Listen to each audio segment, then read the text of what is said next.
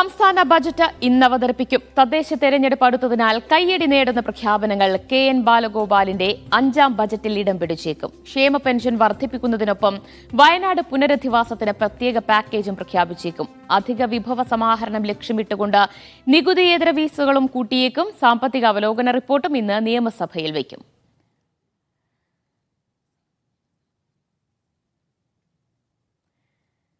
നമുക്ക് ഓരോ റിപ്പോർട്ടേഴ്സിലേക്ക് പോകാം. നിയമസഭയ്ക്ക് മുന്നിൽ നിന്ന് സെയ്ഫ് സൈനുദ്ദീനും KR സാജുവുമാണ് ചേരുന്നത്. ഒപ്പം മറ്റ് പ്രതിനിധികൾ വഴിയെ ചേരുന്നതായിരിക്കും. സെയ്ഫിലേക്ക്. സെയ്ഫ്, നമ്മുടെ ബ്യൂറോ, തിരുവനന്തപുരം ബ്യൂറോ ബജറ്റ് അവതരണത്തിനായി റെഡിയായി കഴിഞ്ഞോ? എന്തൊക്കെയാണ് നമ്മൾ ഇന്ന് ധനമന്ത്രി അവതരിപ്പിക്കാൻ പോകുന്ന ബജറ്റിൽ നമ്മൾ പ്രതീക്ഷിക്കുന്നത്? ജനക്ഷേമം മുൻനിർത്തിയുള്ള പ്രഖ്യാപനങ്ങൾ തന്നെ ഇന്നുണ്ടാകുമെന്നാണോ കരുതേണ്ടത്?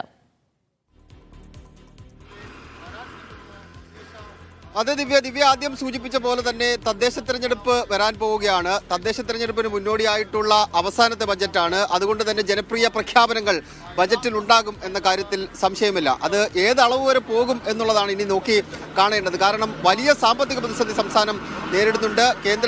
കേന്ദ്രം വായ്പാ വിഹിതം വെട്ടിക്കുറയ്ക്കുന്നു എന്നുള്ള പരാതി പല കോണുകളിൽ നിന്ന് സംസ്ഥാന സർക്കാർ, ഇടതുമുന്നണിയെല്ലാം ഉന്നയിച്ചിട്ടുണ്ട്.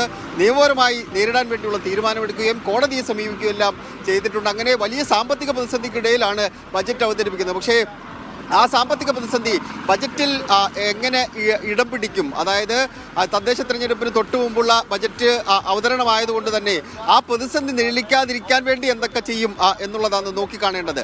ഇപ്പോൾ ദിവ്യ ആദ്യം സൂചിപ്പിച്ച പോലെ തന്നെ ക്ഷേമ പെൻഷന്റെ വർധനവ്, അതാണ് ഏവരും ഉറ്റുനോക്കുന്ന ഏറ്റവും പ്രധാനപ്പെട്ട ക്ഷേമ പ്രവർത്തനങ്ങളിൽ ഒന്ന്. കാരണം ക്ഷേമ പെൻഷൻ 1600 രൂപയിൽ നിന്ന് 2500 രൂപയാക്കും എന്ന പ്രഖ്യാപനം നടത്തിക്കൊണ്ടാണ് രണ്ടാം പിണറായി സർക്കാർ അധികാരത്തിൽ വന്നത്. അതിനുശേഷം 4 ബജറ്റുകൾ അവതരിപ്പിച്ചു. പക്ഷേ ഒരു ബജറ്റിലും 100 രൂപ പോലും കൂട്ടാൻ വേണ്ടി തീരുമാനമെടുത്തില്ല. കാരണം അത്രയും വലിയ സാമ്പത്തിക പ്രതിസന്ധി ഉണ്ട് എന്ന് സംസ്ഥാന സർക്കാർ വ്യക്തമാക്കിയിരുന്നു. പക്ഷേ ഈ ബജറ്റിൽ അത് വർദ്ധിപ്പിക്കും. ഒരുപക്ഷെ 100 രൂപയോ അല്ലെങ്കിൽ 200 രൂപയോ വർദ്ധിപ്പിക്കാനുള്ള സാധ്യത തള്ളിക്കളയേണ്ട. അതായിരിക്കും ഏറ്റവും വലിയ ക്ഷേമ പ്രവർത്തനമായി നമുക്ക് ഈ ബജറ്റിൽ ഊന്നി പറയാൻ കഴിയുക. അതിനുള്ള സാഹചര്യങ്ങൾ നിലനിൽക്കുന്നുണ്ട്. അത് എത്രത്തോളം വർദ്ധിക്കും എന്നുള്ളത് നോക്കിക്കാണേണ്ടതാണ്. പിന്നീടുള്ളത് സാധാരണക്കാരായ ജനങ്ങളെ ഏതാണ്ട് 62 ലക്ഷം പേർക്കാണ് ക്ഷേമ പെൻഷൻ നൽകുന്നത്. അതിനൊപ്പം തന്നെ സർക്കാർ ജീവനക്കാരെ തൃപ്തിപ്പെടുത്തണം. ശമ്പള പരിഷ്കരണ കമ്മീഷൻ, 12ാമത് ശമ്പള പരിഷ്കരണ കമ്മീഷനെ പ്രഖ്യാപിക്കുക എന്നുള്ള തീരുമാനം, അത് ഇന്നത്തെ ബജറ്റിൽ ഉണ്ടാകാനുള്ള സാധ്യതകൾ നിലനിൽക്കുന്നുണ്ട്.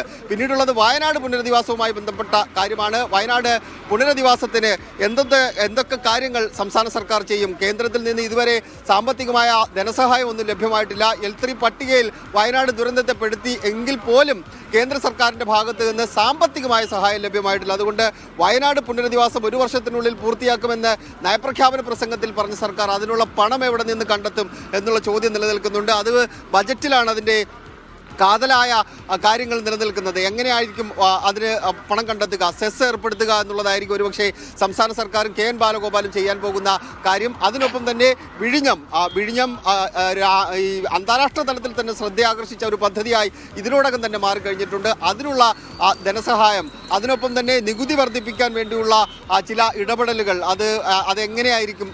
ചില സെസ്സുകൾ വർദ്ധിപ്പിക്കുക, ഭൂനികുതി വർദ്ധിപ്പിക്കുക, ഭൂമിയുടെ ന്യായവില വർദ്ധിപ്പിക്കുക, അങ്ങനെയുള്ള തീരുമാനങ്ങളൊക്കെ ഉണ്ടായി. എന്തായാലും ക്ഷേമ പ്രവർത്തനങ്ങൾക്ക് മുൻഗണന നൽകിയുള്ള ഒരു ബജറ്റായിരിക്കും KN ബാലഗോപാൽ രാവിലെ 9 മണിക്ക് എനിക്ക് പുറകിൽ കാണുന്ന നിയമസഭയിൽ അവതരിപ്പിക്കുക എന്നുള്ളതാണ് നമുക്ക് ഈ ഘട്ടത്തിൽ പറയാൻ കഴിയുക. ദിവ്യ.